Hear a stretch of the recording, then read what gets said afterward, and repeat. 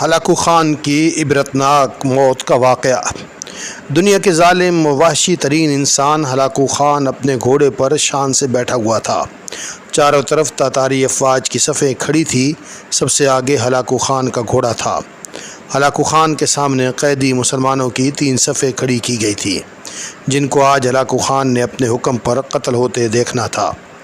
پھر وہ ظالم بولا، ان کے سر قلم کر دو، اور جلاد نے لوگوں کے سر کاٹنے شروع کر دیے۔ پہلی صف میں ایک کی گردن گئی، دوسرے کی گردن گئی، تیسرے اور چوتھے کی۔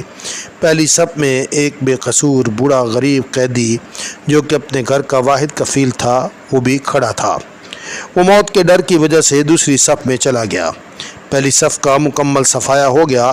ہلاکو خان کی نظروں نے اس بوڑھے کو دیکھ لیا تھا کہ وہ موت کے خوف سے اپنی صف چھوڑ کر دوسری صف میں چلا گیا تھا۔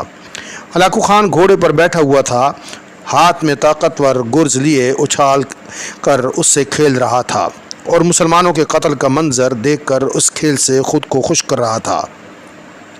جلادوں نے دوسری صف پہ تلوار کے وار کرنا شروع کیے۔ گردنیں آن کی آن میں گرنے لگی۔ جلاد تلوار چلا رہے تھے اور خون کے فوارے اچھل اچھل کر زمین پر گر رہے تھے۔ اس بوڑھے بابے نے جب دیکھا کہ دوسری صف کے لوگوں کی گردنیں کٹ کر اس کی باری بہت جلد آنے والی ہے، تو وہ بھاگ کر تیسری صف میں جا کھڑا ہوا۔ ہلاکو خان کی نظریں بوڑھے پہ جمی ہوئی تھی کہ اب تو تیسری صف آخری ہے، اس کے بعد یہ کہاں چھپنے کی کوشش کرے گا؟ اس بے وقوف بڈھے کو میری تلوار سے کون بچا سکتا ہے؟ میں نے لاکھوں انسان مار دیے، یہ تو کب تک بچے گا؟ تیسری صف پہ جلادوں کی تلوار بجلی بن کر گر رہی تھی۔ ہلاکو خان کی نظریں مسلسل اس بوڑھے پہ تھی، کیسے وہ بے چین ہو کر موت کی وجہ سے بے قرار ہے۔ تیسری صف کے انسانوں کی گردنیں گر رہی تھی۔ جلاد بجلی کی سی تیزی سے اس بوڑھے بابے کو پہنچا تو ہلاکو خان کی آواز گونجی، رک جاؤ، اس کو ابھی کچھ نہ کہو۔ بڈھا بتا، پہلی صف سے دوسری صف میں کیوں بھاگ آیا؟ جب وہ ختم ہوئی تو تیسری صف میں بھاگ آیا۔ بڈھا، اب بتا، پیچھے تو کوئی اور صف بھی نہیں، اب تو بھاگ کر کہاں جائے گا؟ اب تجھے مجھ سے کون بچائے گا؟ اس بوڑھے نے آسمان کی طرف دیکھا اور کہا، میں نے پہلی صف کو اس لیے چھوڑا کہ شاید میں دوسرے میں بچ جاؤں، لیکن موت وہاں بھی پہنچی۔ پھر میں نے دوسری صف کو بھی چھوڑا کہ شاید تیسری صف میں بچ جاؤں۔ ہلاکو نے گرز کو ہاتھ میں اچھالتے ہوئے کہا، بڈھے، کیسی خام خیالی ہے، یہ کیسی بہکی باتیں کر رہے ہو؟ بھلا تمہیں میری تلوار سے بھی کوئی بچا سکتا ہے؟ بوڑھے مسلمان نے زمین و آسمان کے ہر چیز کے مالک اس وحدہ لا شریک رب پر بے انتہا یقین کے ساتھ کہا، ہاں، وہ اوپر والی ذات اگر چاہے تو کچھ بھی ہو سکتا ہے۔ اگر وہ چاہے تو مجھے تجھ سے بچا سکتا ہے۔ کیسے بچا سکتا ہے؟ ہلاکو خان نے اتنے تکبر میں آ کر کہا کہ اس کے ہاتھ سے گرز گر پڑا۔ ہلاکو خان چابک دست، ہوشیار جنگجو اور چالاک انسان تھا۔ ہلاکو خان گھوڑے کے اوپر بیٹھے بیٹھے گرے ہوئے گرز کو اٹھانے کے لیے خود کو جھکایا کہ زمین پہ گرنے سے پہلے وہ اسے ہوا میں پکڑ لے۔ اسی کوشش میں ہلاکو خان کا ایک پاؤں رکاب سے نکلا اور وہ اپنے گھوڑے سے نیچے آ پڑا، جبکہ دوسرا پاؤں رکاب میں ہی پھنس کر رہ گیا۔ ہلاکو خان کا گھوڑا اتنا ڈر گیا کہ بھاگ نکلا۔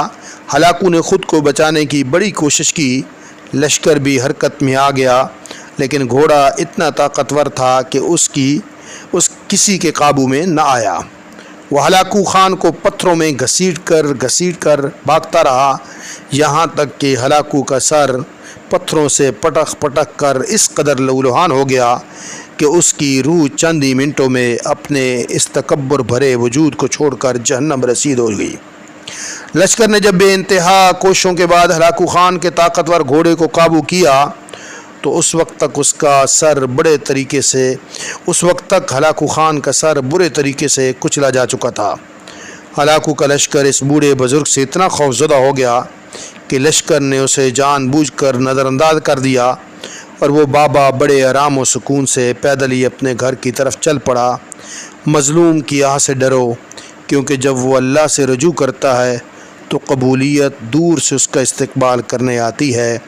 اس لیے ظالم کی طاقت سے مت ڈرو۔